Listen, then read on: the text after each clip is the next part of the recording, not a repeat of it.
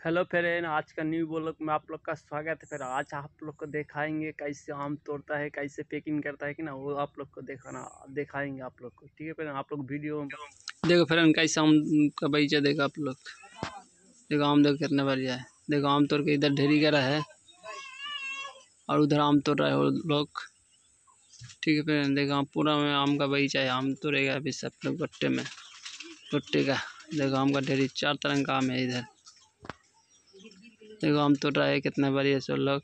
और इधर लेका ढाल रहा है, इधर का भी तोड़ रहा है। ठीक है फ्रेंड, आप लोग लाइक करके जाना। ठीक है फ्रेंड, कमेंट करना कैसे लग रहा है आम का बगीचा, आम तोड़ रहा है तो।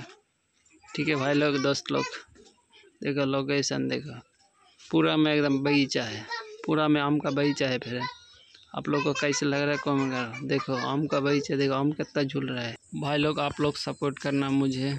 आप लोग तो देख पा रहा हूँ, मैं एक हैंडीकैप हूँ। देखो कुरिया में हूँ मैं। ठीक है फिर मिलते हैं नेक्स्ट वीडियो में।